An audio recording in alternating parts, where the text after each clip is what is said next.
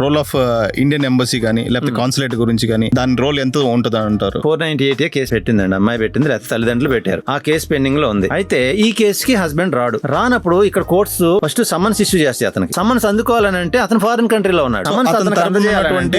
Father గానీ mother గానీ వాళ్ళు ఏమైనా తీసుకోవచ్చండి? అదే సివిల్ కేసులో ఉంటుంది కానీ క్రిమినల్ కేసులో అలా ఉండదు. మినిస్టర్ ఆఫ్ ఎక్స్టర్నల్ అఫైర్స్ ద్వారా ప్రొసీజర్ ప్రకారమే ఒక నాన్ బెయిలబుల్ వారెంట్ కానివ్వండి, ఒక సమ్మన్స్ కానివ్వండి ఎగ్జిక్యూట్ చేసే అవకాశం ఉంటది. ఇక్కడ మన కోర్టు ఏం చేస్తుందంటే first minister of external affairs కి పంపిస్తుంది. ఫారిన్ కంట్రీలో ఉన్నటువంటి మన ఇండియన్ ఎంబసీ ఏదైతే ఉందో ఆ ఇండియన్ ఎంబసీకి కమ్యూనికేట్ చేస్తారు. ఆ ఇండియన్ ఎంబసీ వాళ్ళు ఏం చేస్తారంటే ఎవరి మీద అయితే సమ్మన్ గానీ వారెంట్ గానీ ఉందో ఆ వ్యక్తి కంపెనీకి పంపిస్తారు. ఆ యొక్క కంపెనీ ఇమీడియట్ గా అతనికి ఎగ్జిక్యూట్ చేస్తారు. బాబు నీ మీద ఈ విధంగా కేసు ఉందంట ఇండియాలో, నువ్వు అర్జెంట్ గా వెళ్ళి కేసు క్లోజ్ చేసుకుని మళ్ళీ రా జాబ్ కి. ఇమీడియట్ గా అతనికి ఒక షోకాజ్ నోటీస్ ఇస్తారు. ఈ విధంగా ఒక సమన్ గానీ ఒక వారెంట్ గానీ ఎగ్జిక్యూట్ అవ్వాలని అంటే ఫారిన్ కంట్రీలో ఉన్నటువంటి ఎన్ఆర్ఐ హస్బెండ్ కి ఇది ప్రొసీజర్.